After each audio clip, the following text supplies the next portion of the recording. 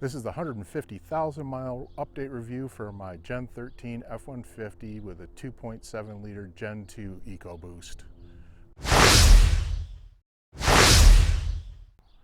Well, for the Black Socks and Sandal crew out there that hammer me in the comments about being too long for a in-depth motor vehicle review, for right now you can know that everything is great. I would highly recommend purchasing one, and there has been one warranty issue. One more thing I get hammered on in the comments from the original video is the size of the cab. I made one comment that it was a super cab, and it is a super crew. It has 4 doors, and yes, I know it's a super crew. My apologies if the audio is a little bit windblown. Every time I come out here, apparently the wind kicks up, so I'm doing best I can to moderate that wind noise in the video. As stated before, this is a update review video.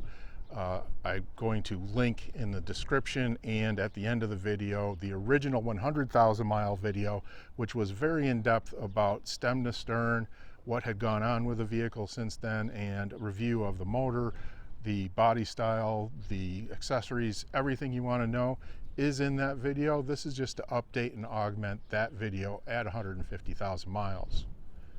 That original video was done 2 years ago, and it was actually at 120,000 miles, but it was the 100,000 mile video.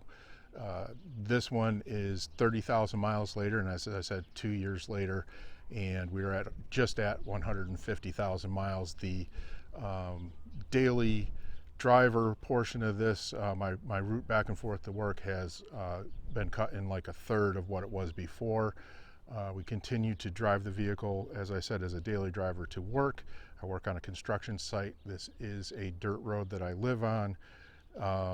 We use it for getting groceries, for getting supplies, for light duty towing for my side-by-side, and maybe occasionally for a motorcycle. And then we take it for trips. It's our big trip truck. So this truck gets used all the time, and it is not well detailed. I keep it as clean as I can, and it's going to not look like a show truck for sure.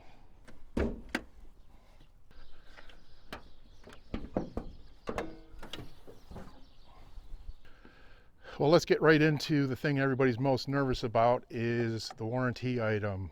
It was the seals on one of the turbos were failing. And I say failing because I caught it early, and no other issues were done. They could have fixed it. The warranty company chose to just swap out the turbo with a brand new turbo. Great warranty company. I can't remember what the name of it is. If I think of it, I'll throw that down in the description, but I can't really vouch for them 100% because this is the only warranty item, and that was the second round warranty. So if you watch your truck, the performance of it on a regular basis, along with good maintenance, you'll notice things before they go really haywire. I had noticed a slight sweet smell in the garage and a little bit of smoke, and I just kept an eye on it, and I was thinking that it was a head gasket, and I'll put some video right in here.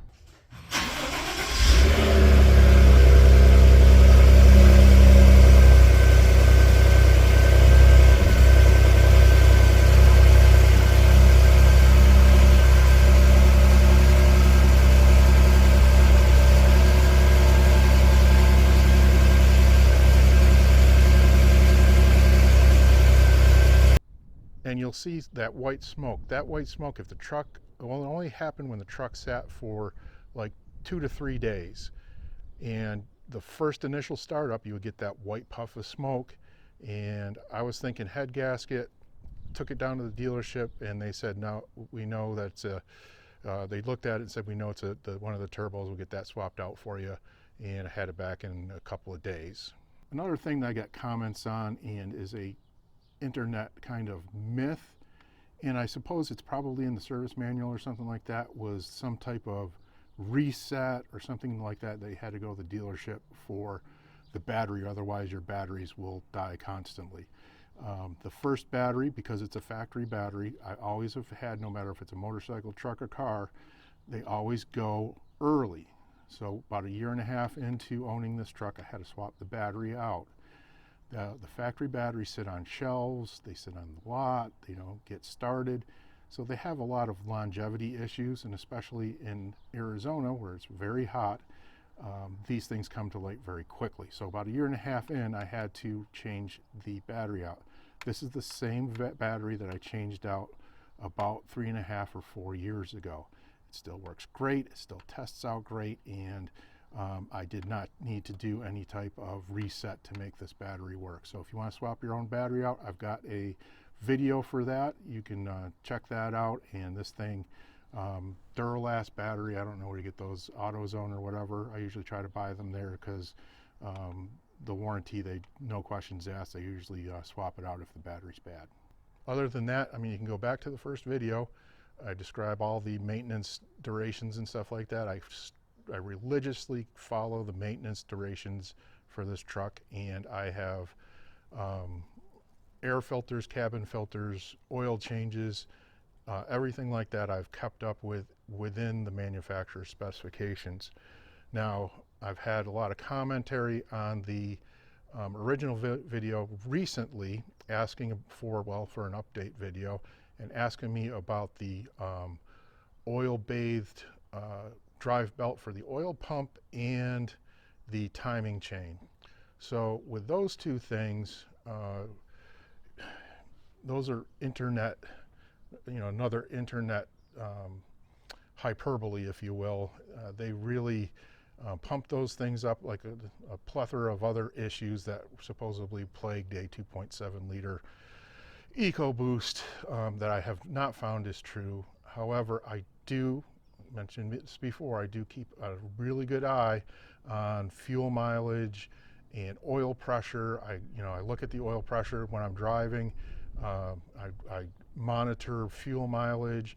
I look at the tachometer and make sure that it's not running, rough, that I can't even detect. Things like that. If those will be telltale signs to know that we're starting to have issues with those two components in the engine. Hey, may not catch it. Hey, you can probably laugh at me if my engine blows up next week.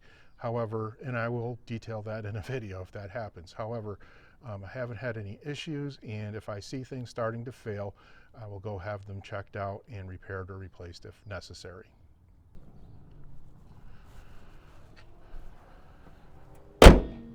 So let's give a little bit of update on the exterior and chassis and whatnot. As stated before, I keep this truck clean, but it's not detailed. The rock chips and stuff like that have been added to, but they seem to have calmed down for a little bit for some reason. Most of what you see on the front of the truck is bugs. Most of the stickers and emblems are still doing well. The add-on decal on the front is starting to fade just a slight bit. I'm probably the only one that can really notice that. Tires have been awesome. Like I said, I've probably got 5 different vehicles that I've put the Michelin LTX, I think these are LTX 2s these days. They have great longevity. I get probably 60 or 70,000 miles out of them. They wear well, they have good traction. I just can't say enough about those on any vehicle or any truck. I would highly recommend those. The running boards have been wearing pretty well. Obviously 150,000 miles when you get in and out, they're gonna get a little bit of wear here, but other than that, they've held on pretty well. I still continue to lightly use the bed of the truck. The extended bed has come in handy several times. It's one of those things, you don't use it every day, but when you need it, you're glad you have it. The stock rims look great. They're not, super flashy or really up to date. However, they've worn well. They haven't chipped or checked or anything like that. And they look good for a stock factory rim. Moving around to the back, the F150 emblem and the decal that I put on the back has held up really well. The backup camera that was replaced as a recall item, still continues to work great. I do have to say that it's not as high def as the original one in here, but the original one would cut out. So this one works and I've had no issues with it. So I'm pretty happy with it. It works well, just like any other one. There's probably better, more advanced ones now, but this one does its job for sure. The factory Ford bed liner has worked especially well. The cargo that I've put in here has not affected it. It has not warped or bent it like a lot of the aftermarket ones do.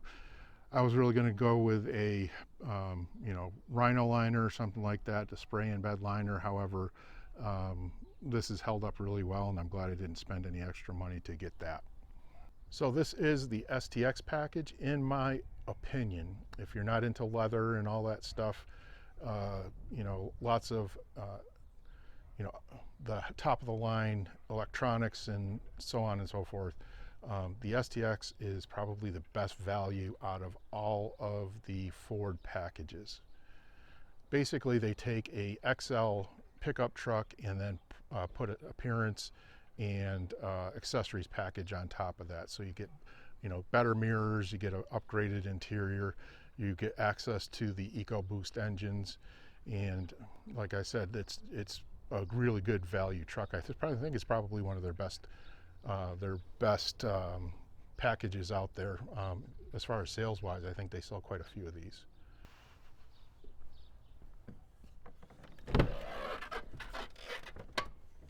So the interior is held up pretty well. It's a little dusty and dirty, and probably smells like string cheese, but it has held up exceptionally well. I think just the lack of the high-end leather treatments and soft touch appointments to everything in here, if I spent a half hour, 45 minutes scrubbing everything down, it would probably look pretty close to the day I purchased it.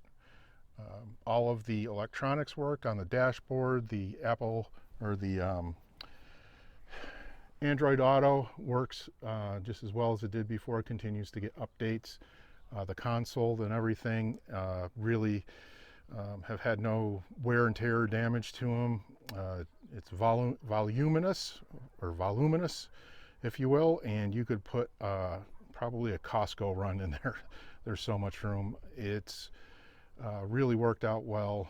This package doesn't have the flip down center console seat. It's got the actual up level console from the XLTs and Lariats and stuff like that. It just doesn't have all the fancier stuff, and it's got the column mounted shifter instead of the shifter that's in the console.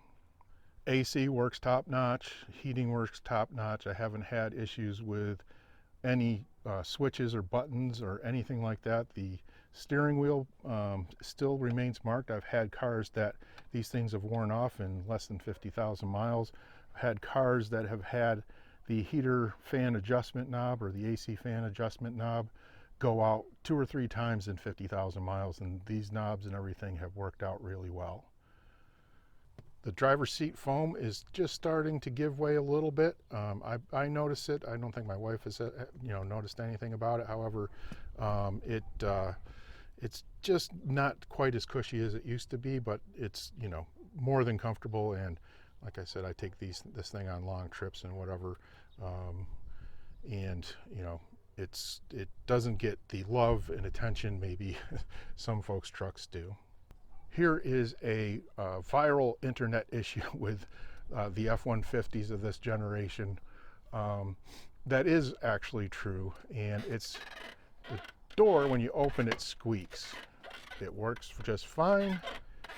It just squeaks. At 150,000 miles, I don't think I'm going to worry about it too much. There is a little arm, like a piston arm, that goes into this plastic box that's spring-loaded. And to me, it's not that big a deal. My father had a brand new 1973 square body Chevy, and that's exactly what it sounded like from day one. So it's a little nostalgia for me every time I get in and out of the truck. As far as the back seats go, No one hardly ever rides in here, very occasionally. It you can put the seats up. You know, I explained all that in the original video. You can put a bunch of stuff in here if you don't want it banging around in the bed or out of the weather. It's just really just a great cab size. The Super Crew is the one to get if you've got, you know, if you're using this for just about everything. The mats, the Husky mats, were great. They're made in America.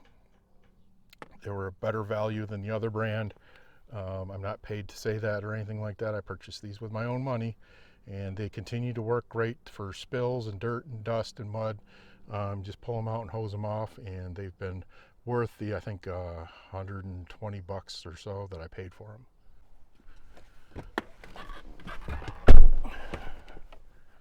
One of the few things that has shown its age, and it's just barely, is the suspension.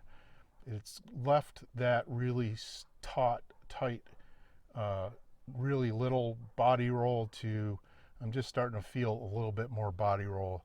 150,000 miles on the original suspension has been, that's longer than I thought it was going to last. And like I said, right now, if anything, it rides smoother, and it's not anything that maybe anyone else would notice. It drives better than the average pickup truck does.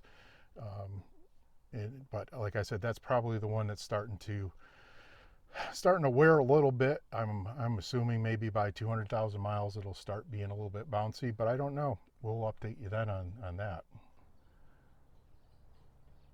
I'm trying to go through in my head if there was anything else that was done over the last couple of years and 30,000 miles.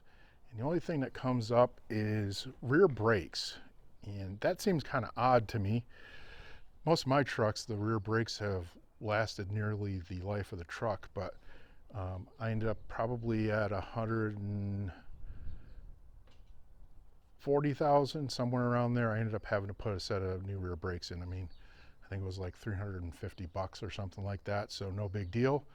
I would expect at least the fronts or the rears would have given up the ghost in that amount of time or that amount of miles, but I'm pretty happy with the lifespan of that anyway. So if I get another 140,000 miles out of them, I'd be pretty happy.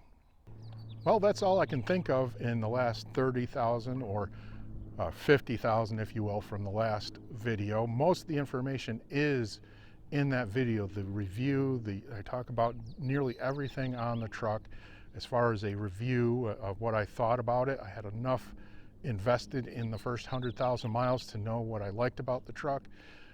This is really just to update that things are the same, and I've had one warranty issue, and other than that, that's really all I can think of to update you on. I will link in the description at the end of this video that video that is more in depth, and if you have more questions, if you need anything answered as far as it could be anything, put it in the comments and I will do my best to answer it.